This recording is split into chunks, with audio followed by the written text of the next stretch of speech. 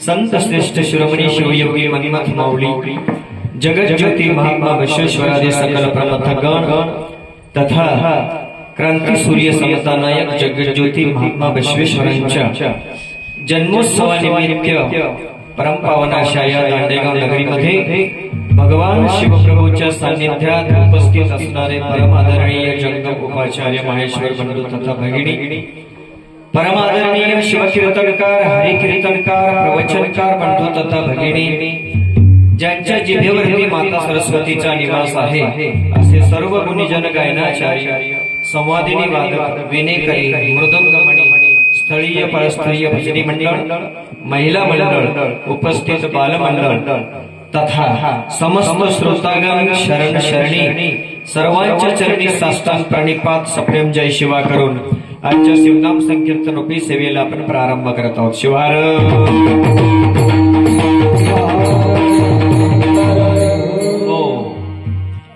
थोडं बोलताना माझा इको कमी ठेवत चला. बाकी सिस्टीम चांगली आहे. हे सर्व माझ्या भोवती असणारे गुणीजन भजनी मंडळ गायक वादक मंडळी महिला माता भगिनी या सर्वांसाठी एकदा टाळ्या झाल्या पाहिजेत आणि साऊंड सिस्टीम साठी सुद्धा, कारण सगळं अगदी नियोजनबद्ध आपण केलेलं आहे. दिवसभर क्रांती सूर्य समता नायक महात्मा विश्वेश्वरांचा हा जयंती महोत्सव साजरा करण्यासाठी संपूर्ण गावकरी मंडळींनी अगदी जीवाचं रान करून, आम्ही पाहिलं तुमची मिरवणूक चालू होती तेव्हाच आम्ही आलो, खूप मोठा जल्लोष होता आणि दिवसभर हा जल्लोष करूनही पुन्हा रात्रीच्या वेळी शिवकीर्तन सेवा आणि श्रवण भक्ती आपल्याला घडत आहे. याही ठिकाणी भरपूर संख्येनं महिला माता भगिनी आणि पुरुष मंडळी उपस्थित आहेत. जे उपस्थित नाहीत त्यांच्यासाठी घरून ऐकण्याची व्यवस्था तुम्ही केलेली आहे साऊंड सिस्टीमच्या माध्यमातून. त्याच्यामुळे लोक इकडे येतीलच म्हणून काही सांगता येत नाही, कारण घरून फार चांगलं ऐकू येतं इथल्यापेक्षा. आणि शांत आपल्या स्लॅपवर पडून पडल्या थंडगार वारा असतात, तिथं आनंद घेता येतं की अंगणामध्ये बाज टाकून बसलं की तिथूनही थंडगार वाऱ्याची झुळूक येते. मनाला आलं तर गोळाभर खाल्लेलं असते, डोळाभर झोपही येऊ शकते, पण इथं तसं करता येत नाही म्हणून बरीच माणसं मंडपात येण्यापेक्षा घरूनच ऐकणं पसंत करतात आणि उद्या तुम्हाला सांगतात ते वा छान झालं रात्रीचं कीर्तन म्हणजे इतकं जीव त्यांचा इथं असतो बरं का. असू द्या. खरं म्हणजे कीर्तनाच्या सुरुवातीला परिहार द्यायचा तो असा, आमच्या भगिनी शिवभक्तीपरायण मंजुषाताई पाटील, आपल्या दांडेगाव नगरीचं भूषण आणि आमचे विश्वनाथ पाटील, पोलीस पाटील तथा सोळंके परिवार आणि सर्वच भक्त मंडळी गावकरी मंडळी यांनी सुंदर असं महात्मा विश्वेश्वर जयंतीचं नियोजन केलं. खरं म्हणजे तुमच्यासाठी टाळ्या झाल्या पाहिजे सर्वांसाठी, नियोजक आयोजक महोत्सव समितीसाठी. त्याचप्रमाणे या मंगलमय प्रसंगी शिवकीर्तनाला संगीत साथ देण्यासाठी आम्हा सर्वांचे मार्गदर्शक नवनाथ बुवा पंचाळ, त्याचप्रमाणे आमचे मुकेश भाऊ खाजमापूरवाडीकर, आमचे बाळूभाऊ आणि शिवराजप्पा सूरसम्राट. अत्यंत कोकळीसारखा कंठ या दोघांना आहे. आमच्या ताई चंदेवार ताई, सविता ताई, त्याचप्रमाणे ताई मला वाटतं आपण दोघंही आलात सपत्नीक. वा, चांगली गोष्ट आहे. म्हणजे हे सगळं भक्तिप्रेम आहे सांगायचं तात्पर्य. मृदंगमणी पंचाळ माऊलीच ना, पंचाळचा हात चांगला गोड आहे, फक्त जरासं धूम कमी जास्त व्हायला तिकडे. त्याला सुतळी लावली का त्याला, पीठ लावूच नका त्याला, पडले आधी ढिलं व्हायला ते. आणि हात गोड आहे त्यांचा. संवादिनी सुद्धा गावातलेच आहेत ना पाटील, छान वाजवतात आणि कामापुरतच देतात. नाही तर काही काही वाजवणारी अशा असतात की गाणारा गातून त्याच्या पुढे वाजवते ते, म्हणजे गाणाऱ्याला सुधरत नाही आता पुढे काय म्हणावं, कोणता स्वर काढायचा ते. विनेकरी माऊलीचा तर खूप मोठा जल्लोष आहे. तुम्ही त्या मिरवणुकीत सुद्धा नाचत होते, बसवेश्वर कीर्तेची, पाहिलं मी त्यांना. म्हणजे या वयात जर असा जोश असेल, आहे की नाही. आमच्या बापूंचा जसा आता 90-93 वर्ष तरी वय असेल बापू तुमचं, 90च्या पुढे गेला असेल. किती? वा वा, 93 वर्ष. पहा, तरी बापू विना घेऊन मिरवणुकीमध्ये होते. म्हणजे थकण्याचा प्रश्न नाही. शरीराला जर भगवंतानं कृपा केली ना, तर शरीर चांगल्या प्रकारचं कार्य करू शकतं. पण प्रसाद असावा लागतो आणि आई वडिलांची पुण्याई असावी लागते. आपले बंडू गुरुजी सोळंके जरी गावात नसले तरी त्यांनी आठवण करून आणि आम्हाला लवकर यायला भाग त्यांनीच पाडला. कीर्तनाची वेळ 7 ते 9 टाकली त्यांनी. आता ते तिकडे आहेत नर्मदेला, नर्मदेच्या तीरावर 7 ते 9 कीर्तनाची वेळ आहे म्हणल्यामुळे आम्ही 6:30 पावणे 7लाच आलो इथं. 7 वाजता म्हणलं लवकर गेलेलं बरं, कारण कीर्तन मग पुन्हा आपल्यामुळे उशीर होऊ नये. पण इथं आल्यावर तुमचा जल्लोष पाहायला सगळा मिरवणुकीतला, म्हणलं आता कीर्तन 9 शिवाय काही सुरू होत नाही. असू द्या, काही का असं. आता संपायची वेळ आहे कीर्तन खरं म्हणजे 7 ते 9 म्हणल्यावर, पण आपलं संपायच्या वेळेला सुरू व्हायला. मात्र सुरू किती वाजता होऊ द्या, तुम्ही टेन्शन घेऊ नका आणि मी टेन्शन घेत नाही. कारण जिल्हा परिषद शाळावणी भरू किती वाजता, सोडायचे करेक्ट 4 वाजता. तसं अगदी मी वेळेवर कीर्तन संपवणार आहे. आणि महिला माता भगिनींची मोठ्या प्रमाणात संख्या असल्यामुळं महात्मा बसवेश्वरांचं चरित्र या निमित्ताने आपण 1 तासाभरामध्ये अनुभवणार आहोत. शिवार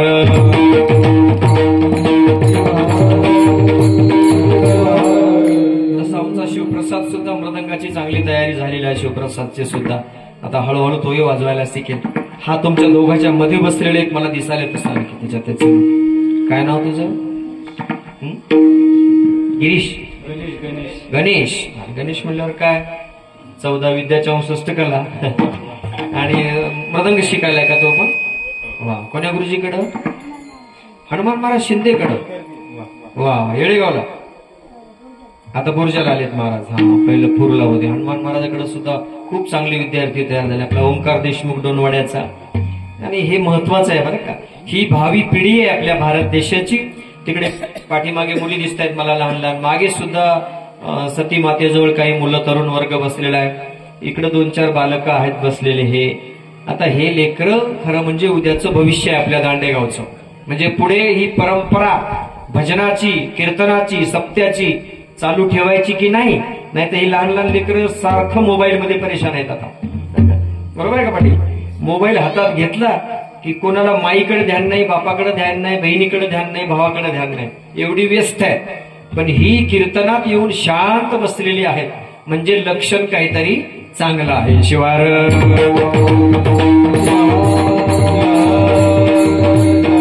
क्रांतीसूर्य समता नायक महात्मा बसवेश्वरांसारख्या संतांचं वर्णन करत असताना संत काय असतात हे बसवलिंग प्रभू या अभंगातून सांगत आहे.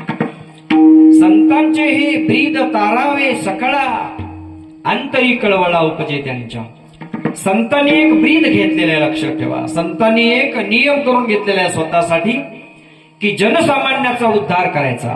अवतार तुम्हा धराया कारण उद्धराया जन जड जीव. जड मूड अज्ञानी अनपड जे आहेत, जे रसातळाला जात आहेत, जे वाया जात आहेत, त्यांच्याबद्दल तळमळ संतांच्या अंतःकरणात आहे. जसं आईच्या अंतःकरणात तळमळ असते आपल्या लेकराचं नुकसान होऊ नये म्हणून, आपलं लेकरू वाया जाऊ नये म्हणून, काय माऊलीचं चित्त असतं, लेकुराचे हित जाणे माऊलीचे चित्त. आईशी कळवळ्याची जाती आणि करे लाभा. आईच्या अंतःकरणात काही स्वार्थ नसतो महाराज. फक्त आईला एकच वाटतं की माझ्या लेकराचा उद्धार झाला पाहिजे. तसे संत सुद्धा कसे आहेत, माऊली सारखेच आहेत, लक्षात ठेवा. आपण तरुणी तारे दुजी आते, आपण तरुणी तारी दुजी आते, वाढविले माते बाळा जैसे,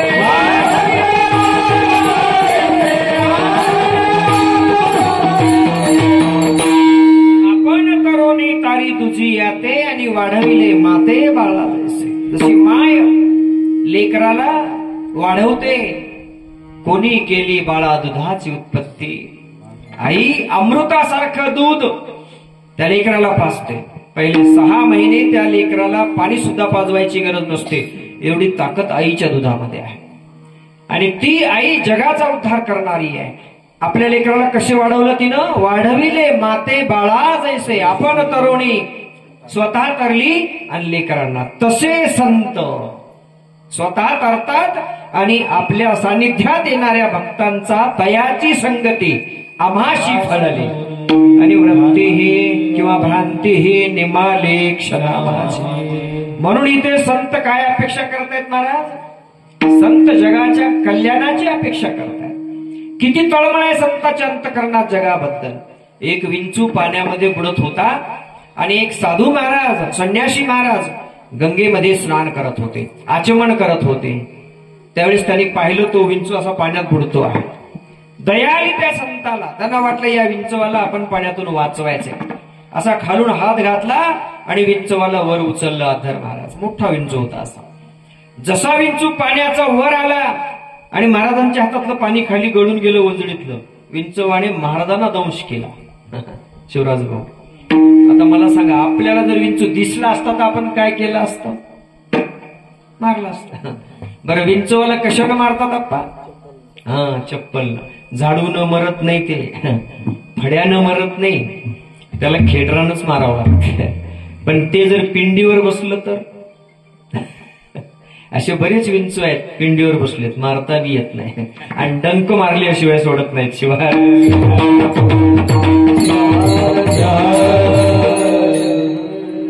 वडगिरी पाटील, चांगल्या कामात बरेच विंचू असे अडथळे करतात. कसं होते बघू, कसं करतात पाहू, आहे की नाही. आणि असे विंचू गावोगाव असतात, दगडा खाली असतात महाराज. पण संतांना त्यांची सुद्धा दया येते. विंचवाने डंक मारल्याबरोबर अंगाची आग झाली महाराजांच्या. हात चळचळ कापले आणि विंचू पाण्यात पडला. पुन्हा दया आली, वाटलं आता बुडतोय, तडपड तडपड करू लागला. पुन्हा महाराजांनी पाण्याचा हात खाली घातला आणि विंचवाला वर उचललं. विंचवानं काय केलं असेल पाटील, आणखी दुसरा दंश मारला, पाणी गळून गेलं की. असे 5-7 वेळा साधूला विंचवाने दंश केला. आणि विष सगळं शरीरात गेलं महाराजांच्या. अंगाची आग होत होती महाराज. असं म्हणतात, आज दुपारी 12 वाजता जर विंचू चावला तर त्याची आग कधी शांत होते, दुसऱ्या दिवशी. म्हणजे 12-12 24 तास त्याचा दंश अंगात राहतो. लक्षात घ्या, किती दंश दिला होता साधूला त्या विंचूने.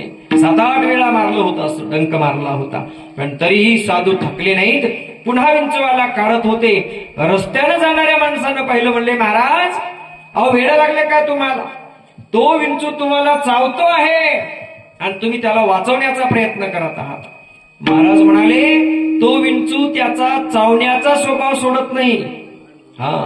तो त्याचा स्वभाव सोडत नसेल तर मी कशाला माझा स्वभाव सोडायचा, त्याला वाचवण्याचा. याला संत म्हणतात महाराज. शिवार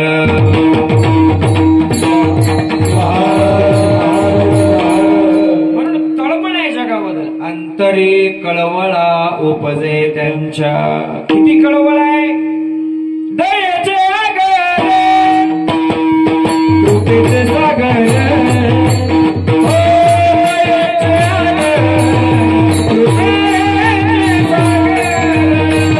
Sagar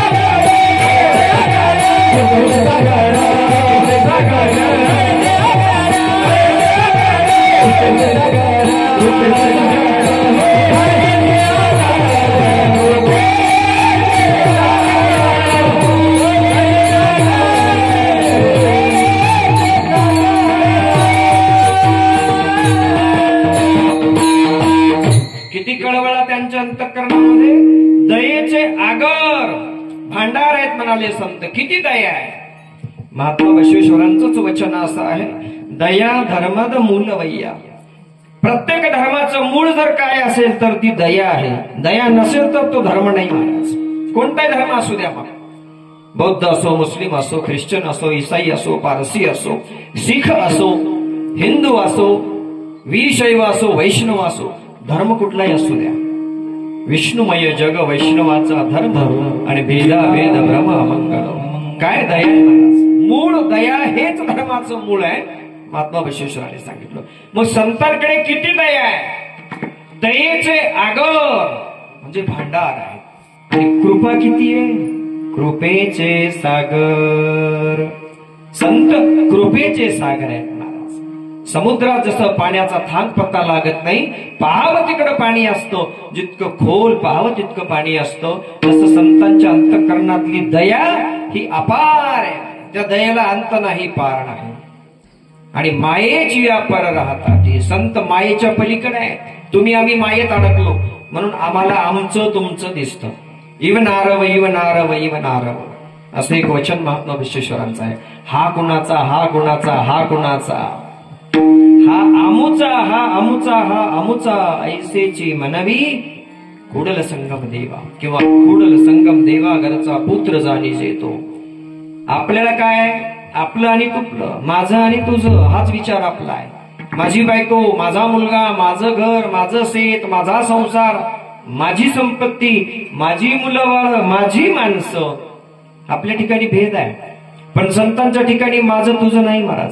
हा कुणाचा, हा कुणाचा असं संत म्हणत नाही. सर्व जग माझं आहे, हे विश्वची माझे घर, आईशी जयाची मती स्थिर, किंबहुना सर्व चराचर आपण झाला. काय दया आहे संतांच्या ठिकाणी. कोणालाच आवडा निवड नाही महाराज. यारे यारे लहान थोर, यारे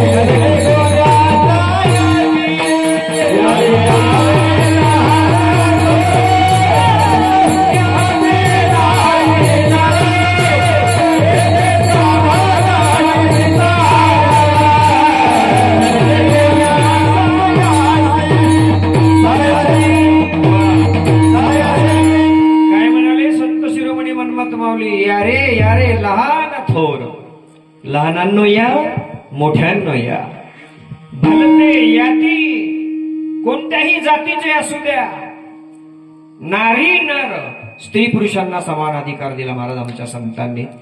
नाही ते काही काही धर्मामध्ये स्त्रियांना अधिकारच नाही, घराच्या बाहेर निघण्याचा सुद्धा अधिकार नाही. आणि श्लोक तर फार मोठे मोठे, न गृहम गृहमित्याहो गृहिणीम गृहम उच्यते, यत्र नारी अस्तु पूज्यन्ते रमन्ते तत्र देवता. जिथे नारीची पूजा होते तिथेच देवता रमतात असं सांगितलं महाराज. ते घर म्हणजे घरच नाही ज्या घरामध्ये नारीची पूजा होत नाही. किती मोठे मोठे श्लोक आहेत. आणि वास्तविक पाहता बोलायचा सुद्धा अधिकार नाही काही काही धर्मामध्ये महिलांना. समाजात वावरण्याचा अधिकार नाही, दीक्षा घेण्याचा अधिकार नाही. पण वीर शैव लिंगायत धर्म असा श्रेष्ठ आहे आणि वैष्णव धर्म सुद्धा असा श्रेष्ठ आहे. सकळाशी येथे आहे अधिकार. यारे यारे लहान थोर भलते याती नारी नर आणि येथे साधन विस्तार लगे कोण्या साय असे. अहिल्यादेवी होळकरांनी हातामध्ये लिंग घेतलं, इष्टलिंग. सांगा तुम्ही किती मोठा अधिकार अहिल्यादेवींचा. आणि स्वराज्याची स्थापना केली. हिंदवी स्वराज्य संस्थापक छत्रपती शिवरायाच्या मातेने जिजाऊ मासाहेबांनी सती जात होत्या, परंतु शिवाजी महाराज म्हणाले आबासाहेब गेले आऊसाहेब आणि तुम्ही सुद्धा गेलात तर आम्ही कोणाच्या तोंडाकडे पाहायचं. शिवबा महिलेला जगण्याचा अधिकार नाही रे पती गेल्यानंतर. शिवबा म्हणाले अशा अनिष्ट प्रथा बंद करा आऊसाहेब. आमच्यासाठी वडील आणि आई सारखेच आहेत. सांगा किती मोठं प्रबोधन झालं. अहिल्यादेवी पती गेल्यानंतर मल्हारराव होळकरांना चिंता पडली, राज्याचं काय करायचं. या राज्यावर जर शत्रूने ताबा मिळवला तर अहिल्यादेवी म्हणाल्या मी आहे तोपर्यंत शत्रूची ताकद नाही माझ्या राज्याकडे डोळा उघडून बघण्याची किंवा डोळे मोठे करून बघण्याची. आणि हातात त्या माऊलीनं तलवार घेतली. महाराज ढाल पाठीशी बांधली. आपला पुत्र मोठा होईपर्यंत अहिल्यादेवीने भगवान शिवाची पूजा करायची, मस्तकावरती भस्म लावायचं आणि राजवाड्याच्या बाहेर पडायचं. जनसामान्याच्या दारात ती माऊली गेली. केवढा मोठा त्याग आहे. हे कोणी दिलं हो महिलांना एवढं मोठं स्वातंत्र्य. क्रांती सूर्य समता नायक महात्मा विश्वेश्वरांसारख्या महामानवाने दिलं. याती न पाहे याती कुळाचा विचार सांप्रदायिक संतांनी सांगितलं. ऊच नीच काही नेने भगवंत तिष्ठे भाव भक्ती देखो. आमच्याकडे तसं प्रमाण आहे. जाती कुळ गोत्र न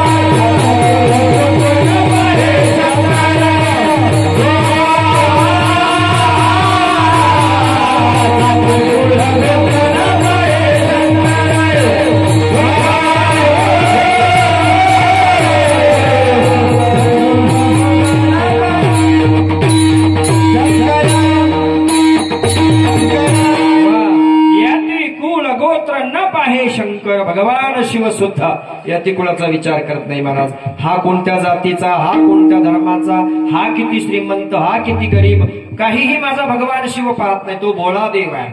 त्याला कुठल्या अलंकाराची गरज नाही, त्याला तुमच्या पैसे अडक्याची गरज नाही. महाराज त्याला फक्त अंतःकरणाचा भाव शुद्ध असला पाहिजे. भगवान शिव असा आहे.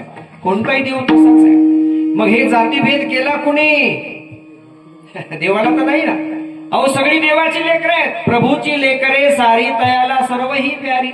कुणाला तुच्छ लेखावे जगाला प्रेम अर्पावे. साने गुरुजींनी सांगितलं सगळे त्याचेच आहेत, त्याचीच निर्मिती आहे. 84 लक्ष योनीचा निर्माता जर भगवान शिव असेल, जर देव असेल, तर मग देव आवडा निवड करतो का? करत नाही. हे तुम्ही आम्ही केलं. वर्णव्यवस्था होती महात्मा बसवेश्वरांच्या काळात सुद्धा 12व्या शतकात आणि त्याच्याही अगोदर. ब्राह्मण, क्षत्रिय, वैश्य आणि शूद्र असे 4 वर्ण होते महाराज. त्याचे पुरुष सूक्तामध्ये श्लोक आलेला आहे.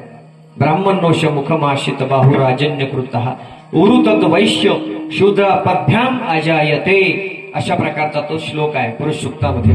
ब्राह्मणोश मुखमाशित म्हणजे ब्राह्मण त्या ब्रह्म्याच्या मुखातून जन्माला आले, क्षत्रिय त्याच्या बाहूतून जन्माला आले आणि वैश्य त्याच्या उदरातून जन्माला आले आणि क्षुद्र त्याच्या पायातून जन्माला आले. म्हणजे त्याचा अधिकार काहीच नाही, ते पायाखाली तुडवायच्या कामाचे. आणि त्या शूद्रामध्ये तुम्ही आम्ही सगळे येतो, हटकर धनगर सोनार कुंभार सुतार चांभार साळी माळी कोष्टी आहे की नाही. मग ते महार मांग वगैरे सगळे त्या शूद्रात गणल्या गेले. म्हणजे 18 पगड जाती, 12 बलुतेदार आणि 18 अलुतेदार यांनी फक्त बलुत्यापुरतं काम करायचं. नाव्याचं तर तोंडही पाहुणे म्हणतात लोक, म्हणतात की नाही. सकाळी उठल्याबरोबर त्याचं तोंडही अपशकुनी असतं म्हणतात. वरट्याचं तोंडही पाहुणे म्हणतात आणि तो वरटी तर सगळ्या गावाचं धुणं धुतो. बरोबर आहे की नाही पंचाळूबा. आता वरतीच राहिला नाही आणि आता धुणंही राहिलं नाही. महिला माता भगिनी सुद्धा आता धुवायच्या भानगडीत पडीच ना. त्या डब्यात टाकून दिलं की खर्र बटन दाबलं की बाहेर येते, वाळून बाहेर येते पुन्हा त्याच्यातून आणखी. ते धुतय सुद्धा. काय म्हणतात त्याला का दीदी, कोणती मशीन? Washing machine. हा, साऊंडवाल्याला चांगलं माहिती आहे. साऊंड बॉक्स हे एम्प्लिफायर एखादी टाकावं लागेल त्या वॉशिंग मशीन, सगळं धुवून बाहेर येते. महाराज त्यांनी टाकलेली कामं करायची. मांजराचं तोंड पाहुणे म्हणतात नाही का. मांजर असं आडवं गेलं की माणसं 6 पावलं मागे येतात की नाही. आणि ते मांजर त्याच्या कामाला निघालंय. एक मांजर माघारी फिरलं माणूस कडून आल्या आणि त्याचे पिले मागे होते. ते म्हणजे बाबा काऊन माघारी फिरले? ते म्हणजे थांब, माणूस आडवा चाललाय. मांजर परवडलं, माणूस आडवा आला तर कोणतेच चांगलं काम होईल ना. ते जमलेली सोयरीक मोड आलंय ते कुठू लावायच्या टायमाला. माणूस काय कमी आहे का मांजरापेक्षा? मांजर परवडलं, कुत्र परवडलं इमानदारीच्या बाबतीत. हे काही काही कुत्रे तर तुकड्यावरच जगायलेत. शिवार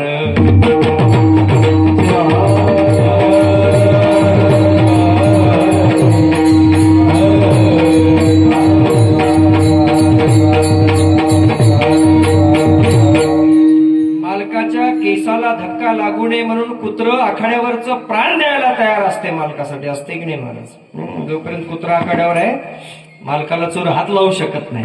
हा, आधी कुत्र्याला मुर्दा पाडावा लागल मग मालकाकडं. आणि ह्याचं हळजिलेलं कुत्र बाजूला झोपलेलं असते. चोर आले म्हणले की हे पळून जाते गावात. बोंबलो चोर आले रे आखाड्यावर, तोपर्यंत बापाला मारून टाकतात.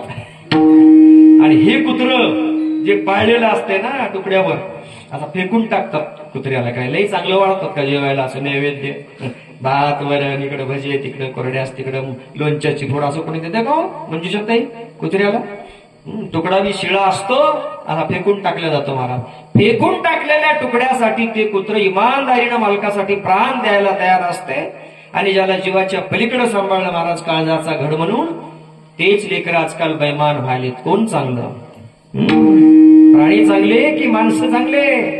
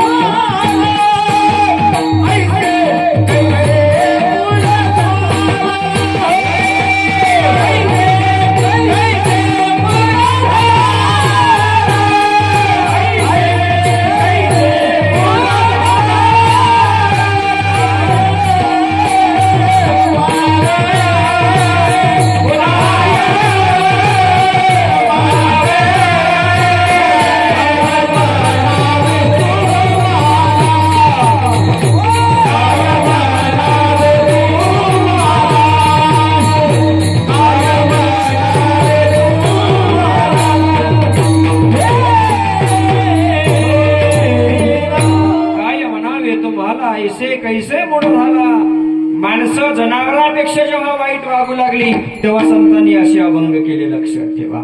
तुमच्यापेक्षा प्राणी परवडले, जनावर परवडले, कारण ते खाल्लेल्या अन्नाला तरी जागतील. माणसात भेद आहे महाराज. घुबड घुमलं अपशकून आहे की नाही, मांजर दिसलं अपशकून, आणखी कावळा ओरडला अपशकून. काय काय अपशकून आम्ही मांडलेत आणि आमचे इतकं अपशकुनी कोणीच नाही. ज्ञानेश्वर माऊली म्हणाले, पैल तोगे काऊ कोकताय, शकून गे माय सांगत असे. उड उड रे काऊ तुझे सोन्याने मडवीन पाहू, सांग पंढरी राओ घरा कै येते. ज्ञानेश्वर माऊलीला तो कावळा शकून वाटला, अपशकून नाही वाटला महाराज. कुत्र भुंकलं अपशकून, डावा डोळा उडला अपशकून का शकून. असू द्या, या सगळ्या भानगडीमध्ये असे संत कधीच पडले नाही महाराज. त्यांनी आपलं आचरण शुद्ध करण्याचा प्रयत्न केला. आवडा निवड, भेदाभेद, जातपात, धर्मभेद, पंथभेद असलं काहीच मांडलं नाही. महात्मा बसवेश्वराच्या जन्माच्या दिवशी एक नवल घडलं. वर्णव्यवस्थेनुसार ज्ञानग्रहणाचा अधिकार फक्त ब्रह्मवृंदालाच होता आणि क्षत्रियांनी पालन पोषण करावं, रक्षण करावं, वैश्यांनी आपला व्यापार करावा आणि शूद्रांनी पडलेली कामं करावीत, अशी समाजाची व्यवस्था होती त्या काळामध्ये. म्हणून मुलींना सुद्धा, महिलांना सुद्धा शिकण्याचा अधिकार नव्हता. मावळ्यांनो लक्षात घ्या. तुम्हाला कधीपासून शिकायला मिळालं का ताई? सांगितलं तिला बरोबर. कधीपासून माय? जरा मोठ्यानं सांग. महिलांना शिकण्याचा अधिकार कधीपासून मिळाला? सावित्रीबाई फुले टाळ्या वाजवा त्या लेकरासाठी. सावित्रीबाई फुले जन्माला आली नसती तर मंजुषाताई कीर्तन करू शकली नसती, सविताताई आमच्या ताई भजन म्हणू शकल्या नसत्या. ज्ञानेश्वर माऊलीने आपल्या मुक्ताईच्या गळ्यामध्ये टाळ घातला आणि मुक्ताईला तेवढाच अधिकार दिला जेवढा अधिकार पुरुषांचा होता महाराज. महात्मा बसवेश्वर ज्या दिवशी जन्माला आले त्या दिवशी शूद्रांना शिक्षणाचा अधिकार नव्हता. शूद्रांनी जर पोथी ऐकली, वेदातली ऋचा ऐकली तर त्याच्या कानात शिस ओतलं जायचं. का ऐकलं म्हणून चोरून लपून त्याला ऐकावं लागायचं. आजही काही मुस्लिमाची माणसं छान भजन म्हणतात, बौद्धाची माणसं छान भजन म्हणतात, आहे की नाही? हो, म्हणत नाहीत का? असं काही जातपात पंथ भेद नाही आहे महाराज. धर्मासाठी, देवासाठी, देवाचं नाव घेण्यासाठी सगळ्यांना अधिकार आहे, नाही असं नाही. पण इथे आमच्या डोक्यात किडे पडले होते. एका शूद्राच्या मुलाने, ज्या ठिकाणी वेधशाळा होती, पाठशाळा होती, तिथे वेदाध्ययन चाललं होतं आणि एक शूद्राचा मुलगा खिडकीतून त्यांचा ऐकत होता. मध्ये बसलेल्या एका मुलानं पाहिलं ते खालच्या जातीचं पोरग खिडकीतून ऐकायला मिळालं आणि परत जाऊन गुरुजीला सांगितलं. गुरुजींनी त्याला पकडून आणायला लावलं महाराज.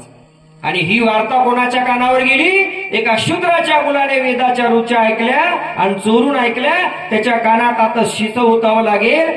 जर कोणी वेदातल्या ऋचा असं बोललं तर त्याची जीभ छाटून टाकल्या जायची महाराज. एवढी शिक्षा होती त्या काळामध्ये. सामान्य माणसाला शिक्षणाचा अधिकारच नव्हता, ऐकण्याचा सुद्धा अधिकार नव्हता, चांगलं बोलण्याचा सुद्धा अधिकार नव्हता.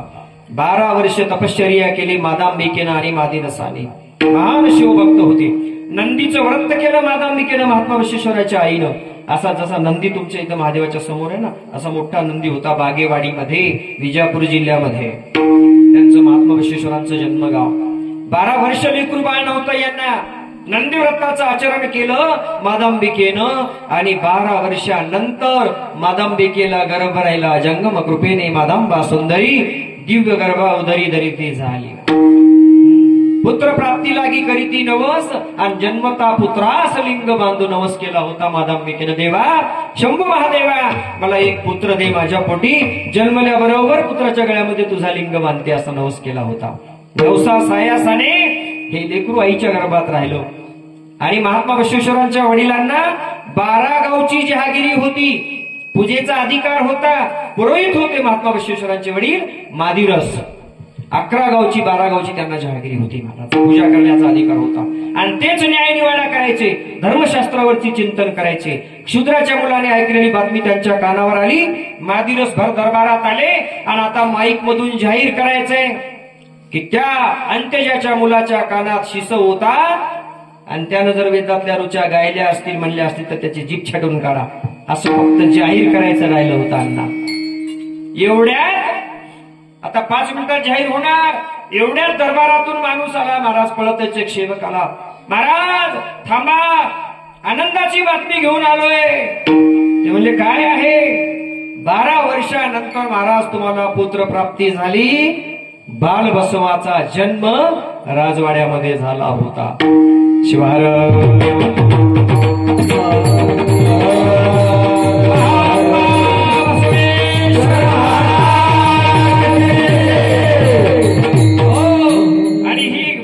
कानावर आल्याबरोबर मादिरसांना एवढा आनंद झाला, जागेवर आनंदानं नाचू लागले. काय झाला जन्म बाळाचा? हो मुलगा झाला म्हणले. आणि राजबिंड आहे, सुंदर आहे, इतका सुंदर आहे की ते रूप पाहावंच वाटतंय. सगुण स्वरूप दृष्टीने पाहिले, तेने माझे झाले समाधान. सुकुमार राजबिंड बाळ तुम्हाला जन्मलं आणि मुलगा झाला. आनंदाच्या भरात मादिरस म्हणाले, आता मी जाहीर करणार होतो की त्या अंत्यजाच्या मुलाच्या कानात शिस ओतायचे, पण जाऊ द्या, आनंदाची वेळ आहे. आणि जा रे बाबा जा, कोणाचा आहेस, तुला माफ केलं म्हणले. माफ केलं म्हणल्यावर किती आनंद झाला असेल त्याला.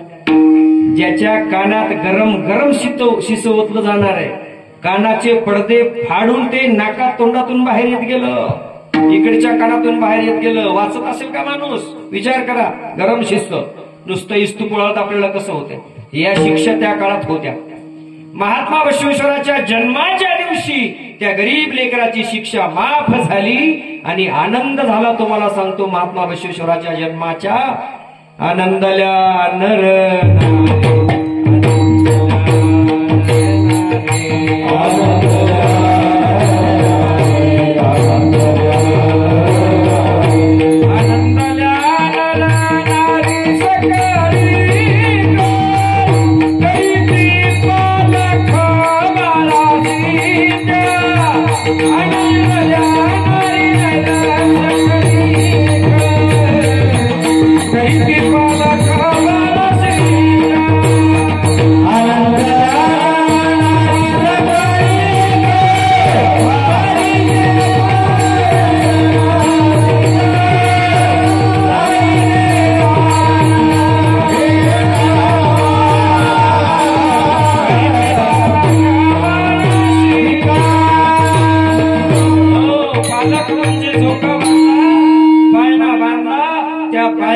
बसवाला टाकलं. आनंदी आनंद झाला. तुमच्या सारख्या मायमावल्या त्या ठिकाणी जमल्या राजवाड्यामध्ये. आणि बाळा जो जो रे कुलभूषणा मादिरस नंदना, बाळा जो जो रे मादांबिकेचा पुत्र तू, सर्वांचा पालक तो बाळा जो जो रे. त्या राजवाड्यात तर पाळणा हल्लाच हल्ला, पण इकडे खालच्या वाड्यात सुद्धा पेढे वाटले गेले. कोण्या वाड्यात वाटले गेले असतील? ज्यांची शिक्षा माफ झाली त्या वाड्यात सुद्धा. काय संबंध होता त्यांचा सांगा तुम्ही? अहो, राजाला प्रधानजीला मुलगा झाला आहे की नाही, किंवा महाराजांना मुलगा झाला, गोरगरीबाला काय त्याचं देणं घेणं. पण तिकडे बी आनंद झाला. का आनंद झाला तिकडे? कोण बाळ जन्माला आला असेल बाबा? आज आमच्या पोराला शिक्षा होणार होती, ती चुकली, याचा अर्थ इथून पुढे आमचा वनवास संपला, असं त्या लोकांना वाटलं खालच्या या बाळाच्या जन्मामुळे. सांगा तुम्ही, ज्याच्या जन्मामुळे अनंत कोळ्यांचा उद्धार होऊ शकतो त्याला काय म्हणायचंय? दुसऱ्या चरणात महाराज म्हणताय,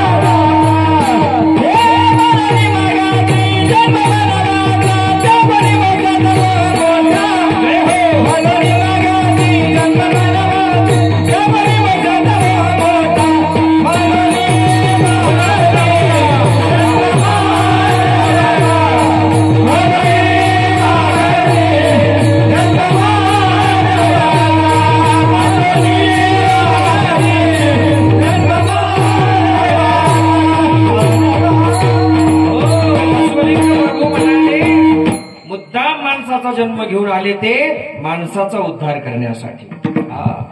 देव होऊन आले नाहीत ते मोक्ष सुख नको म्हणाले आम्हाला. नको माझं मोक्ष सुख वारंवार दावी मोक्ष.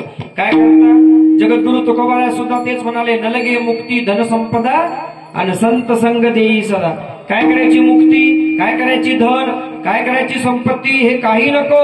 फक्त माणसाच्या कामी मी यावं, जगाच्या कल्याणा संताच्या विभूती देह कष्टविधी परोपकारे. परोपकारार्थ फलंती वृक्ष, परोपकारार्थ वहंती नद्या. गायी परोपकारासाठी दूध देतात, नद्या परोपकारासाठी वाहतात, झाडं सावली देतात लोकांना. माणूस काय कामी येतो हो लोकांच्या. महात्मा बसवेश्वरासारखे संत जगाचा उद्धार करण्यासाठी अवतरित झाले.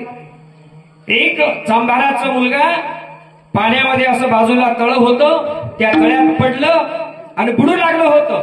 हात वर काढत होत, खाली बुडत होत, हात वर काढत होत. सगळे लोक पाहत होते आजूबाजूचे, पण त्याला वाचवायला कोणी जात नव्हतं महाराज. का? कारण त्याला वाचवायला गेलं तर आपण बाटतो याची चिंता लई होती अप्पा. म्हणजे माणसाला शिवून घ्यायचं नाही.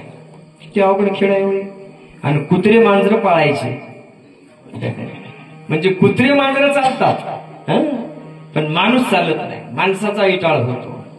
अशी अवस्था त्या काळात होती बरं का. 12व्या ते लेकरू बुडू लागलं अप्पा, कोणी त्याला वाचवायला जाईना. तेवढ्यात बसवा आला बाल बसवा असा राजवाड्यातून. पाहिलं काय झालं पोरांनो, असे पोरं जमले होते. ते म्हणले अरे बसवा, कोणाच तरी ते लेकरू मध्ये पडले, पाण्यात बुडत आहे. मागचा पुढचा काहीच विचार न करता बाल बसवाने कपड्यासहित पाण्यात उडी टाकली महाराज. आणि त्या लेकराला आदर उचलून असं वर आणलं. धडधाकट होते बघा चेहऱ्यावर, काय तेज आहे ते आज आहे. मनोनी कळवळा मनोनी कळवळा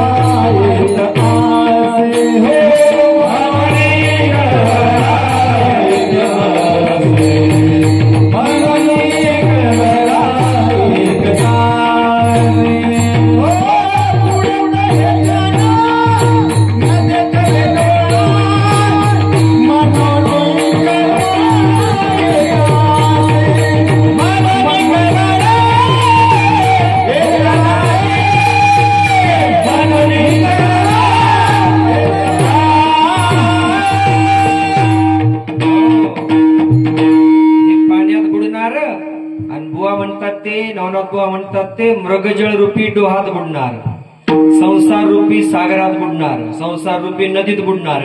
त्यालाही तारायसाठी संत जन्माला आले. महात्मा बसवेश्वरांनी हा पहिला चमत्कार केला. सगळे लेकरं ओरडत गेले राजवाड्यामध्ये महात्मा बसवेश्वराच्या आईकडे आणि वडिलाकडे, तुमचा बसवा बाटला, तुमचा बसवा बाटला. खालच्या जातीतल्या पोराला त्यानं उचलून असं छातीशी लावलं आणि अशी वार्ता राजवाड्यात आली. माधवनिकेला दुःख वाटलं, अरे बसवा असा का वागतोस तू, आपण उच्चवर्णीय आहोत, तुझ्या आप्पाला 12 गावची पूजा करण्याचा अधिकार आहे, तू असा का वागतोस रे. तो बाल बसवा म्हणाला, आई माझ्या डोळ्यात देखत जर एखादं बुडत असेल, त्याचा प्राण जात असेल तर मला त्याची कीव येते ग. मला त्याच्यात देव दिसतो, तुला याच्यात दिसतो दगडात. सांगा खरं देव दगडात आहे का माणसात आहे. माणसाचा दिवसा डोळ्या खून करायलेत लोक आणि देवाच्या वाऱ्या करायलेत. नवे तिथं जाऊन डुबक्या मारायलेत. कशासाठी हो. आता ते काल परवा मेळावा झाला कुठं, प्रयागराजला. किती लोकांनी डुबक्या मारल्या. काही जणांना तर अशा डुबक्या मारल्या की 400-500 जणांचे जीव घेतले. तुडवून गेले माणसं माणसाला त्या नटांबळा संघ. 400-500 मेले आणि हे द्यायला तुडवून आमुष्याच्या पहाट म्हणून पायाखाली माणसं मारायला त्याची चिंता नाही. आपला उद्धार व्हावा म्हणून पाण्यात डुबकी मारायला चालले. सांगा देव तिथं आहे का. अरे तुझ्या पायाखाली किडे मुंगी मारल्या चालल्या, त्याची चिंता नाही तुला. बसवा बालपणी असा होता, ही जुलूक बसवन्नाच्या अंतःकरणात बालपणापासून होती. बाटलेल्याची मला चिंता नाही. आणि बालपणी बसवाच्या मनात असेच प्रश्न यायचे. आई तू तर म्हणतेस ना देव सर्वत्र आहे, तूच म्हणतेस देव सर्वत्र आहे. मग जर देव सर्वत्र असेल, शंकर जळी काष्टी भरला पिंडी ब्रह्मांडी बिंबला, आलक्ष दृष्टीने लक्षीला शंकराची शंकर. किंवा विठ्ठल जळी काष्टी भरला, काय पिंडी ब्रह्मांड सारखेच प्रमाण दोन्ही संप्रदायात आहे, काही वेगळं नाही महाराज. देव जर चराचरात असेल, जळी स्थळी काष्टी पाशाणी असेल, तर मग त्या खालच्या जातीच्या लोकात देव का नाही आई? असा प्रश्न बसवण्याच्या मनात पडायचा. तुम्ही सांगता एक आणि वागता एक. जर याती कुळ गोत्र न पाहे शंकर असेल, तर मग हा तेली, हा सुतार, हा सोनार, हा कुंभार, हा चांभार असे भेद का? गडगेकर महाराज शिवाचार्य झालेले सुद्धा काही काही लोकांना पचले नाहीत पाटील. कारण तेल्याचा माणूस कुठं शिवाचार्य होऊ शकतोय का? मी सुरुवातीला जे सांगितलं पूर्वार्धात, मांजर दिसल्यावर माणसं 6 पावलं मागे सरकतात किंवा 20 पावलं, पण त्याच्या पुढची मन आहे समाजात. तेली 30 आणि मांजर 20. सांगा तुम्ही किती बदमाश लोक आहेत. मांजर दिसल्यावर 20 पावलं मागे सरकायचे म्हण, आणि तेली दिसल्यावर 30 पावलं. भटगीर पाटील खेडरा लहान नाही तर काय करावं अशा लोकांना? म्हणजे मांजरापेक्षा तेली खराब आहे का रे? सांगा तुम्ही, बरोबर आहे का महाराज? आणि त्याचं तर फोडणीला तेल नसलं तर खाऊ वाटणार नाही तुला, घास उतरणार नाही. त्यानं पहिलं घाणा करायचा, तेल काढायचं महाराज दिवसभर उभा राहून घाण्यावर. बैल गोल गोल फिरून चक्कर यायची बैलाला, म्हणून झापड बांधायची, आणि त्याचं तोंड पाहायचं नाही तुला. वरट्यानं साऱ्या गावचं धुणं धुवायचं, त्याचं तोंड पाहायचं नाही तुला. न्हाव्यानं सगळ्या गावची दाढी करायची, त्याचं तोंड पाहायचं नाही तुला. कोरोनाच्या काळात कशी मजा आली. घराच्या बाहेर कोणी पडत नव्हतं, सगळेच महाराज झाले होते. असा रामबापू पांढऱ्या दाड्या, घरीच करावं लागू लागलं आपल्याला. किती अवघड गेलं. म्हणजे काम करताना तो गोड वाटतो, खालच्या वरच्या जातीचा वाटत नाही, आणि त्याच्याशी व्यवहार करताना मात्र आपण आवडा निवड करतो. हे नाही पटलं महात्मा बसवेश्वराला लहानपणापासून. आई, तू मोळी विकणारा माणूस मोळी घेऊन येतो, त्याच्या डोक्यावरची मोळी तो अंगणात टाकतो. आई मादा मिका म्हणायची, बाळा हे गोमूत्र घेऊन जा तांब्याच्या भांड्यात ठेवलेलं. बेलाचं पान घे, बेलाच्या पानानं त्या तांब्याच्या ताम्हाणातलं गोमूत्र आई बसवण्णाला मोळीवर टाकायला लावायची. का? कारण मोळी आणणारा खालच्या जातीचा आहे, म्हणून त्यानं शिवल्यामुळे ती मोळी बाटायची. आई म्हणायची त्याच्यावर गोमूत्र टाक आणि मग मोदी मोळी आणून टाक. बसवण्णाला वाटायचं, आई हे असं का करतेस ग तू? तूच सांगतेस ना देव सर्वत्र आहे, मग त्या मोळीत देव नाही का? ते आणून टाकणाऱ्या मोळी विक्या लाकूड तोड्यामध्ये देव नाही का? मग ती बाटली कशी त्याच्या हातानं? याचं डोकं चक्कर घ्यायचे त्याच्या डोक्यामध्ये बसवण्णाच्या. हे लहानपणी असं लेकरू असतात, अशा चक्र आल्या पाहिजे लेकरांच्या डोक्यात. नाही तर बाप शेतात मरणाचं काम करायले आणि हे दिंडीत नाचाले रामकृष्ण हरी जय जय रामकृष्ण हरी. आणि बाप मेला दार्यावरी, त्याच्या पाठीवर फवारा 25 किलोचा, आणि हे रामकृष्ण हरी जय जय रामकृष्ण. बाप मराला की रे तिकडं शेतात कांदा मुळा भाजी अवघी विठाबाई माझी सावता माळी कधी पंढरीच्या वारीला गेला नाही. गोरोबा कुंभार कधी पंढरीच्या वारीला गेला नाही. इथंच चिखल तुडवला आणि गोरोबाच्या चिखलावरी नाचे पांडुरंग. देव आपल्या कामात आहे, काय कवे कैलास. महात्मा बसवेश्वरांनी सांगितलं तुझ्या कामात. पुढचा प्रश्न, धोब्यानं धुणं आणून टाकलं, तो वाळवून आणायचा, धुवून आणायचा आणि अंगणात गाठोडं आणून टाकायचा. लगेच आई म्हणायची बसवा घे ते गोमूत्र बेलाचं पान आणि टाक त्या धुण्याच्या गठोड्यावर आणि मग उचलून मध्ये आण. बसून म्हणायचं आई का करतेस असं? मग थोड्या वेळानं दूधवाला पोरगा यायचा, गवळ्याचा पोरगा. त्यानं मस्त चरवीत दूध काढून आणायचं असं चरवी भरून, आणि ते तिथं आणून ठेवायचं अंगणात. मग बसवा हळूच आपल्या आईला म्हणायचं आई आता टाकू का गोमूत्र त्या दुधात? बघा कसले लेकरू भाई होत ते लगेच म्हणायचं आई आता गोमूत्र घेऊन जाऊ का बेलाच्या पाण्यात टाकू का जरा असं दुधात? नको टाकू, दूध नासून टाकतो की काय? नाही मग बाटलं ना त्या गवळ्याच्या लेकरामुळे ते दूध. तुझं दूध नाही का ग वाटत? किती चुलूक होती बसवण्याच्या अंतकरणात सांगा तुम्ही. काय प्रेम होतं. आई म्हणायची बस रे मुगाट्यानं काही बोलतो, पुढचंच आगाव बोलतोय लेकरू. काय देवानं मला दिला असेल, 12 वर्षाला नवस केला, तुझ्यासारखं घड्याळ लेकरू आलं. काही पुढचे प्रश्न विचारत बसतो तू. बस मुगाट्यानं, तुला कळेल जेव्हा कळायचं तेव्हा. असे लेकर असले पाहिजे हो. आमचे तर काय नाही, 15 वर्ष झालं तरी त्याला चेडी घालायचं कळलं. काय चुलूक होती बसवण्याच्या अंगामध्ये. वडील दीक्षा देण्याचा प्रसंग आला महाराज. कम्मे कुळात जन्मले होते, वीर शिवलिंगात कुळात महात्मा बसवेश्वर जन्मले होते. 8व्या वर्षी वेदारंभ मुंज करायची. प्रभाव थोडासा ब्राह्मण्यवादाचा वैदिकांचा महात्मा बसवेश्वरांच्या वडिलांवर होता. मुंज करायची 8व्या वर्षी. मग बसवण्णाला पकडून आणलं, सांगितलं चल तुझी कटिंग करायची, आता छाती करायची, शेंडी ठेवायची आणि तुझ्या गळ्यात जानवं घालायचं. खरं म्हणजे लिंग घालायचं होतं बरं का ते. पण सगळं घुसडाघुसडी केली. आमच्या धर्मात हे, याच्या धर्मात ते, त्याच्यात ते, काचा काला ताळमेळ लागू दिला नाही. याच्याबद्दलचं सुंदर असं पुस्तक माझ्याकडे आहे. घ्या आपण ते पुस्तक, बॅग मधलं पुस्तक घ्या. का झोप लागाली तुम्हाला मस्त. माझंही जीवन फार तृप्त झालंय. शिवार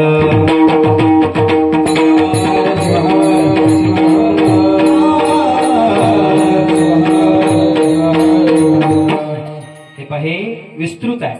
दक्षिणेचा प्रबुद्ध महात्मा बसवेश्वर, अभय कल्लावर सरांचं हे पुस्तक आहे. छोटस आहे, फार मोठं नाही, पण महात्मा बसवेश्वरांचा इत्यंभूत इतिहास अगदी थोडक्यात लहान लेकराला सुद्धा वाचता येईल असा आहे. याच्यावर स्पर्धा घ्या. खरं म्हणजे मिरवणुकान, डीजेन, दिंड्यान, उड्या मारणं, नाचणं हे बंद करा जरा. आता आमच्या पिढ्या गेले ते नाचण्यात निघाणा करण्यातच.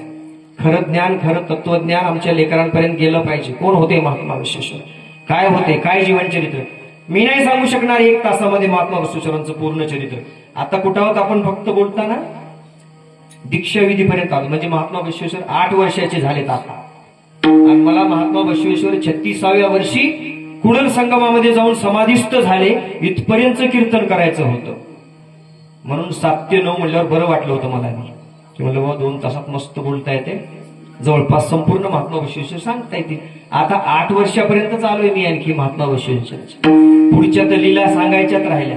सांगत बसलो तर तुम्ही जागेवर झोपी जासा आहे की नाही. कारण मस्त वारं लागायला बाहेर तरी वरच्यापेक्षा खाली. तर हे डिटेल पुस्तकामध्ये आहे. मी नाही सांगू शकणार 1 तासामध्ये. ज्यांना हवाय त्यांनी हे पुस्तक घ्यायचे. कीर्तन झाल्यानंतर फक्त 20 पुस्तकं माझ्याकडे सध्या उपलब्ध आहेत. 50 रुपयांचं हे पुस्तक आहे, 40 रुपयाला मिळेल. शिवार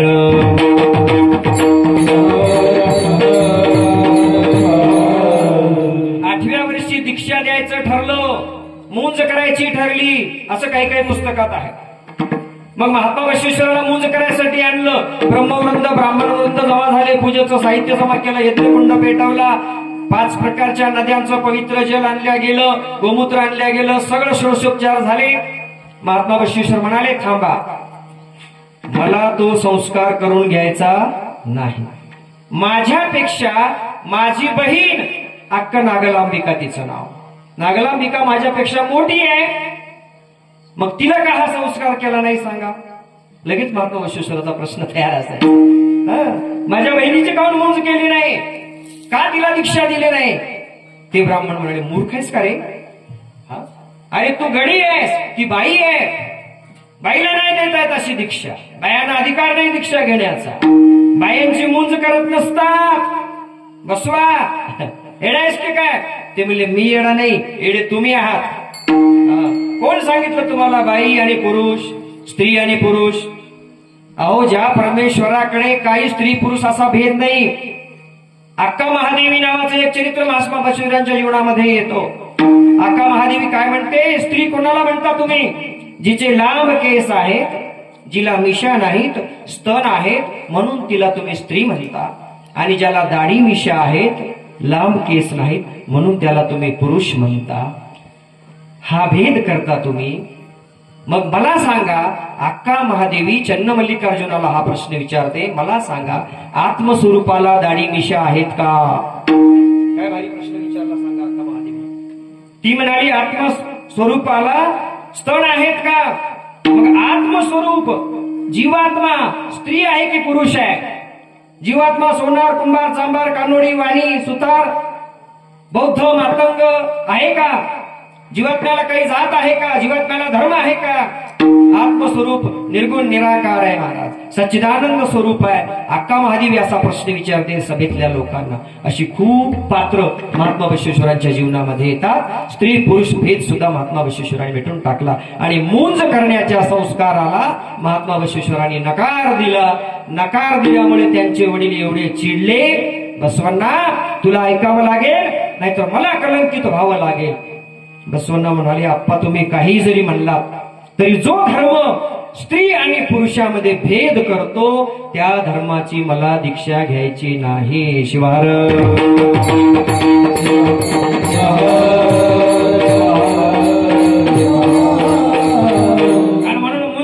नावाचा संस्कार महात्मा बसवेश्वरांनी 8व्या वर्षी नाकारला आणि शिवदीक्षा घेतली. शिवदीक्षा संस्कारामध्ये स्त्री पुरुष असा भेद नाही. स्त्री पुरुषांना समान अधिकार शिवदीक्षेमध्ये आहे. सर्वांच्या गळ्यामध्ये लिंग धारणा करता येते.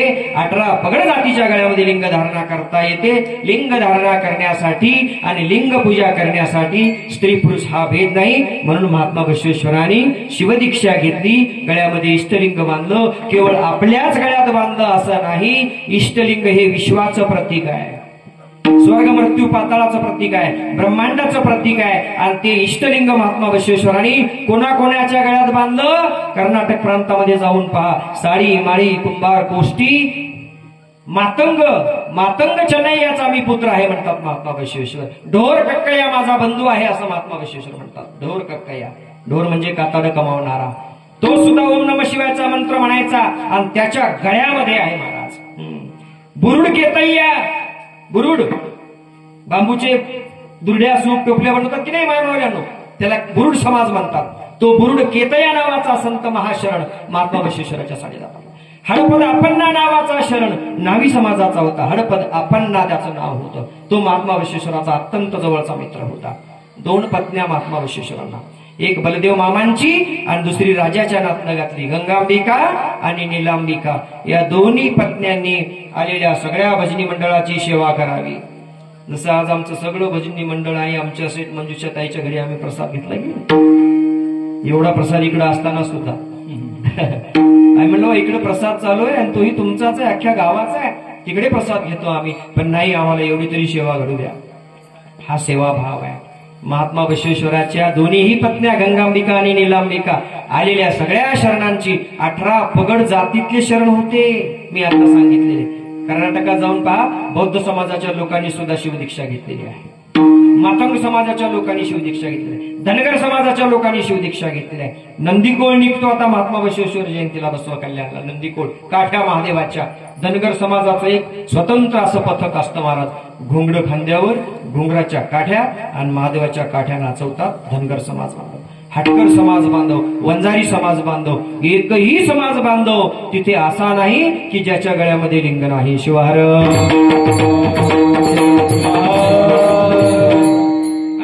मागती जन्म मानवाचा, त्यागुनी मोक्षाचा मोह मोठा.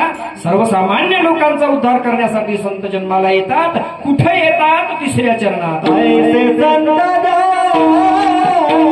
अवतरती कोठे, ऐसे संत अवतरती कोठे, ऐसे संत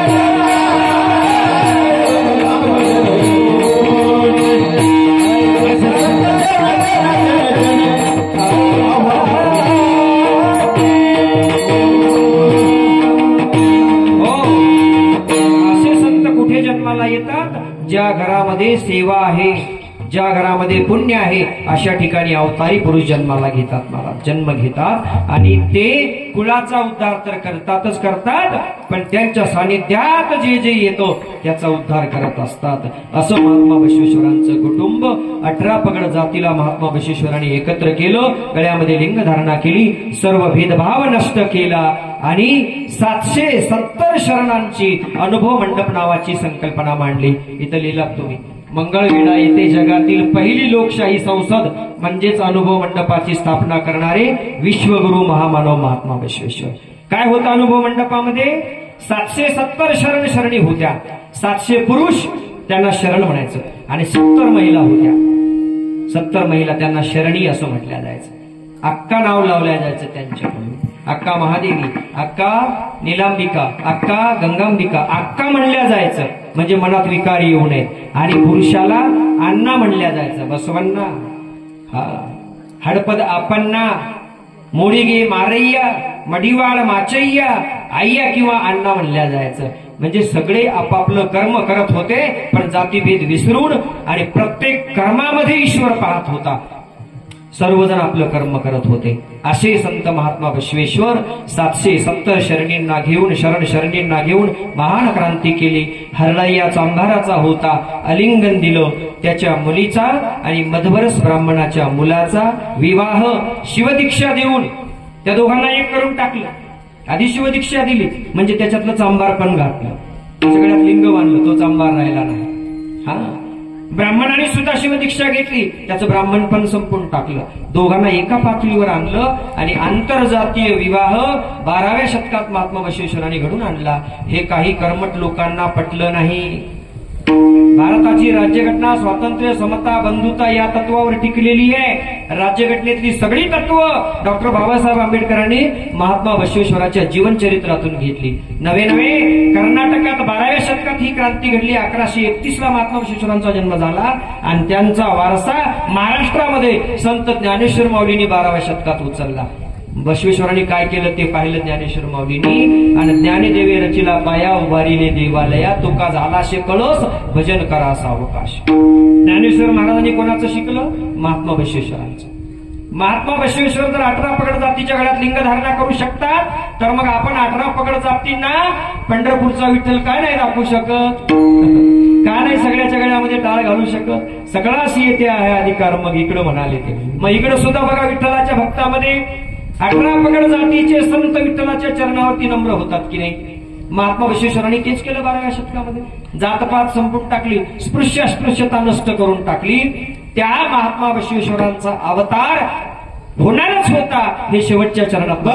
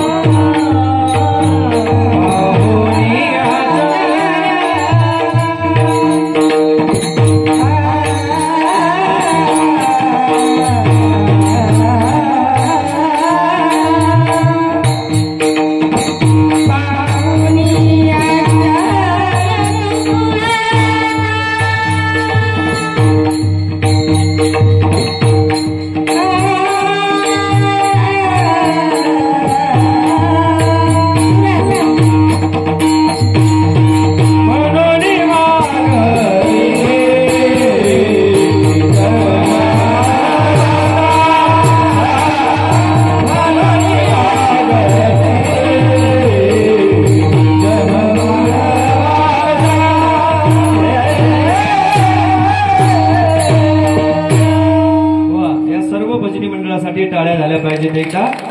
आमच्या महिला माता भगिनीने सुद्धा खूप चांगली गायन केलेली आहे. सुंदर अशा प्रकारचं सर्व संगीतमय हा समारोप या ठिकाणी झालेला आहे. महात्मा बसवेश्वरांच्या चरित्रावरती बोलावं तेवढं कमी आहे. बसवलिंग प्रभू म्हणाले, घेतील अवतार पाहोनी आचार कुळाचा तो. ज्या कुळाचा आचार मोठा असतो, कुळ परंपरा मोठी असते, त्या ठिकाणी जन्माला येणारी लेकरं जगाचा उद्धार करणारीच होतात. त्यांच्या कुळाचा तर उद्धार करतातच, पण त्यांच्यामुळे इतरांचाही उद्धार होतो. जगद्गुरु तुकोबराय जन्माला आले आणि जगद्गुरु झाले. ज्ञानेश्वर माऊली जन्माला आले, विठ्ठलपंत रुक्मिणीच्या पोटी जगाचा उद्धार केला महाराज, माऊली झाले ज्ञानेश्वर. संत शिरोमणी मनमथ माऊली शिवपार्वतीच्या पोटी जणू काही जन्माला आले, शिवलिंग स्वामी आणि पार्वती मातेच्या पोटी वीरशैव कुळाचा उद्धार केला मनमथ माऊलींच्या जन्मामुळे. असे अनेक संत आचार पाहून त्या कुळाचा देव त्या ठिकाणी जणू अवतार घेत असतो. गडगेकर महाराज सुद्धा सिद्धेश्वरलिंग शिवाचार्य झाले. अगदी कुळाचा सगळा काही कलंक होता तो पुसून टाकला. जंगम दीक्षा महाराजांना प्राप्त झाली आणि शिवाचार्य पदापर्यंत गेले. राहिलं काही कुळाचं सांगा तुम्ही. आता काही लोकांना पचलं नाही, पटलं नाही, हा भाग वेगळा. पटो न पटो, पण जगाने मान्य केल्यावर काय असतं. ज्या दिवशी महाराज गेले त्या दिवशी 50,000हून अधिक लोक त्या गडग्यामध्ये होते. पाऊल ठेवाय जागा नव्हती. झाले महात्मा ते. तुम्ही आम्ही न मानून काय उपयोग आहे? जगाने मानलं ना. आता आमच्या वेगवेगळ्या वाण्यामध्ये काय नाहीत का? कानोडी वेगळे वाणी वेगळे. म्हणजे मानायलाच तयार नाहीत लोक. एवढं झालं तरी आता इतके कीर्तन व्हायले, इतके सत्य व्हायले, याच्या डोसक्यातले किडे जायच ना. नाही ते कानोडे येत ना, आम्ही वाणी हाव. नाही तू आबाळातून पडला आणि ते आईच्या पोटातून जन्मलं. म्हणजे हे किडे जाता जाईना. महाराज कितीही मोठे आहे ना, देव कितीही मोठा आहे ना, उगाळून जरी देव लोकांना पाजला ना तरी जाती धर्माचे किडे आमच्या डोक्यातले जाणार नाहीत. उच्च नीचतेचे. महात्मा बसवेश्वरांची किती मोठी क्रांती होती. महाराज सर्वाभूती शिव पाहिला म्हणून ते जगत ज्योती झाले, जगाला प्रकाश देणारे. म्हणून ते समता नायक झाले, म्हणून ते क्रांती सूर्य झाले. तुम्ही आम्ही भेदाभेद करतो म्हणून घरातले सुद्धा आम्हाला विचारणार. बरं झालं म्हणतात, म्हातारं शेताला निघून गेलं, पिढा गेली, घरात गुणानं बसच न. म्हणजे घरातले कटाळे, जे काय आम्हाला मान्यता देईल सांगा तुम्ही. बरे झाले देवा निघाले दिवाळी. तुकोबाराय म्हणाले, बाईल गेली पिढा गेली, मुक्त झाली. सांगा तुम्ही. म्हणजे आम्ही कुठे मोठे होणार? कधी आम्ही समता नायक बनणार? काय आमची पात्रता? अहो चोखोबा असतील, हाडना हाड चोखोबाची विठ्ठल विठ्ठल म्हणत होते. राहिला काही जातीचा भेद विचाराच्या ठिकाणी. वारकरी संप्रदायात किती मोठे संत झाले. सेना नावी बिचारा दाढी करायचा तर बादशहाला नावी नाही दिसत आहे, कृष्ण परमात्मा माझी दाढी करतोय असं दिसतोय. काय सेना नाव्याचा अधिकार असेल? सावता माळ्याच्या मळ्यामध्ये देव आला. त्याच्या मळ्यात त्याला तिकडे जायची गरज नाही. आणि लपून बसला त्याच्या इथं उरात छातीत. फक्त पितांबर बाहेर राहिला. जनाबाई दाशी होती, दाशी, मायबापानं सोडून दिलेली. संत नामदेव महाराज कोणाचे होते? शिंप्याचे होते. शिंप्याच्या कुळाचा उद्धार केला. सावता माळ्यानं माळी कुळाचा उद्धार केला. चोखोबानं बौद्ध कुळाचा उद्धार केला. महाराज अशी अनेक संत, बंका संका वंका काय तिकडे यादी आहे मोठीच्या मोठी. तशी महात्मा बसवेश्वरांच्या शरणांची यादी आहे. फक्त अभ्यास करा, वाचन वाढवा. एका कीर्तनानं नाही पोट भरणार तुमचं बिन माझं बी.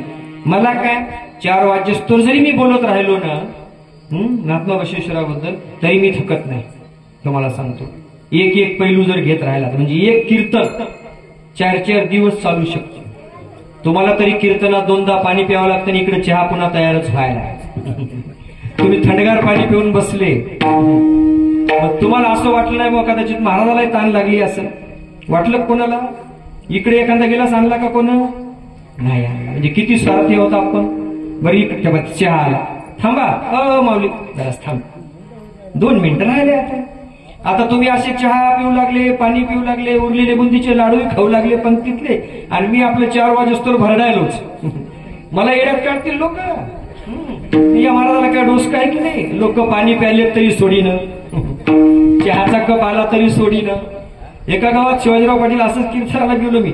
एक माणूस भली मोठी काठी हातात घेऊन असं मंडपाच्या भोवताल चकडा घालायला. मंडपाच्या भोवताल बाबा सगळे शांत आहेत, कुत्र येईना, मांजर येईना, डुक्कर येईना. हे माणूस काठी घेऊन काऊन फिरत असत? बरोबर. सहज माझं लक्ष गेलं तिकडे. ते म्हणला, महाराज काही नाही तुमचं सोडून द्या. म्हणला टेन्शन, तुम्ही टेन्शन घेऊ नका. हे मी काठी घेऊन फिरायलो याच्यासाठी. तुम्हाला इथं आणलंय कोणी त्याला हुडकायला. म्हणला तुम्हाला काय तुमचं सोडून द्या. सगळे उठून गेले, एकच बसलो. मला वाटलं काय भाविक माणूस आहे बाबा, अख्खं गाव उठून गेलं. पण एक का होईना या गावात माणूस आहे इमानदारीनं ऐकणारा आणि देवाचा भक्त. वा वा, मला बरं वाटलं. त्याच्यासाठी आणखी 2 तास कीर्तन झालं तरी टेन्शन नाही. देवा एक का होईना सुरता पुढे ठेवलास. त्याच्याकडे पाहिलं, म्हणलं बापू खरंच काय तुमची श्रद्धा कीर्तनावर आणि काय देवावर तुमचा विश्वास. काय बसले तुम्ही, अख्खं गाव मागच्या मागं उठून गेलं तरी तुम्हाला पत्ता नाही. ते मला सगळा पत्ता आहे. फक्त तुम्ही शिवहार म्हणून उडी कधी मारसाल आणि हे घोंगडे घेऊन पळून कधी जाऊ ह्याची वाट बघायला म्हणजे ते बी ह्याच्यासाठी बसलं होतं. कधी कधी आमचा भ्रम होतो, लक्षात ठेवा. पण ध्यानात घ्या मंडळी, चहा पाणी खाणं, मुठभर खाणं, किती दिवसापासून खायलो आपण? 60 वर्षाचे झालो. भूक भागली का आपली? सकाळी नाश्ता केला की माणूस म्हणते भल रे बुवा पोट. आणि लगेच 2 घंटे झाले की अरे झाली की नाही भाकर, आणि तेव्हा तो ढेकर दिलता ना, आता कोण भाकर म्हणायला, पुन्हा खातो. आणखी 4 वाजता म्हणतो हाय काय काही फराळाला. दिवसातून 5-6 किलो खायले तरी हे पोट भरणा, आणि पाहायला गेलं तर तेच बरंच आहे.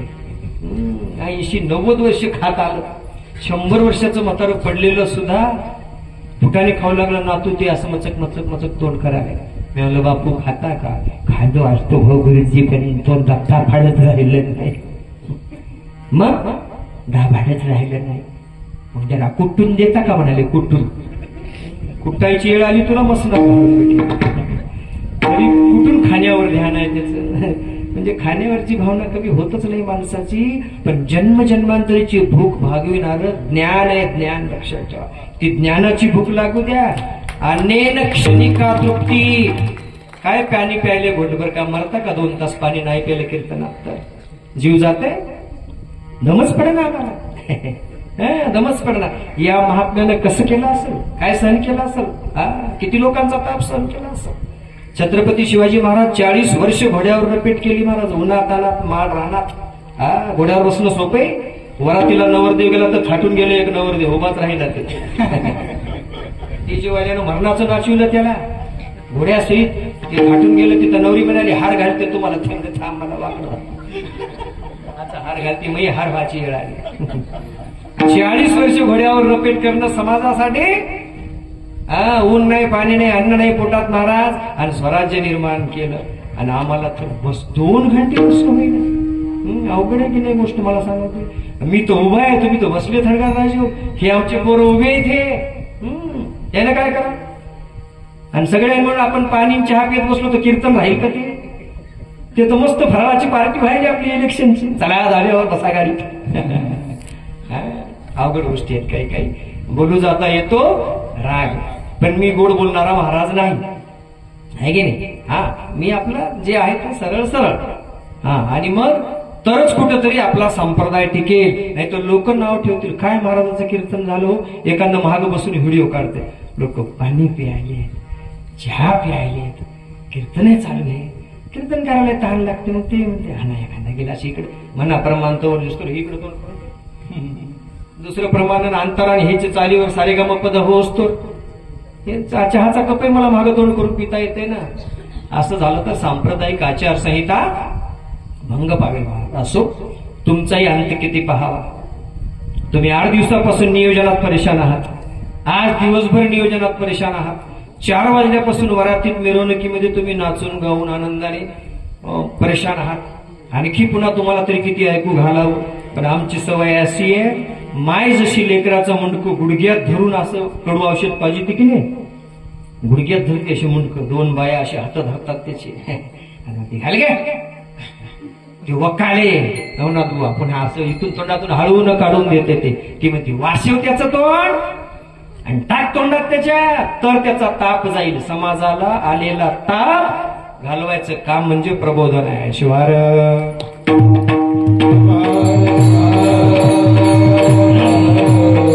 म्हणून झालेली सेवा किती गोड वाजवायला हे लेकरू बघा. थोडीशी चुनूक म्हणजे परीक्षा असते याची. सीतावरून भाताची परीक्षा. मस्त आहे. कोणाचं आहे? गावातलंच आहेस ना? पांगरीचा पारडीचा आहे.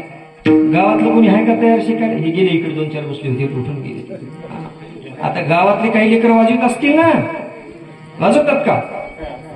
नाही आपला शिवप्रसाद आहे हो. आणखी काही अशी वारकले कुठे आहेत पण ते नाचून दमलेत. तुमचा एक आहे. वा छान छान. ही पुढची पिढी घडवा. झालेली सेवा तुम्ही सर्व संतजन, माझे परमसदे माता पिता, अनंत कोटी ब्रह्मांड नायक शिवप्रभू, संत शिरोमणी मन्मथादे, महात्मा वैश्वेश्वरादे, सकल प्रमथगणांच्या चरणी आणि ज्या अनेक देशभक्त वीरांनी आपल्या रक्ताचा अभिषेक मातृभूमीला करून मातृभूमीचं स्वातंत्र्य अखंड आपादित राखलं, त्या अनेक शहीद वीरांना आणि मातृभूमीला ही सेवा समर्पित करून या सेवेला येथेच पूर्णविराम.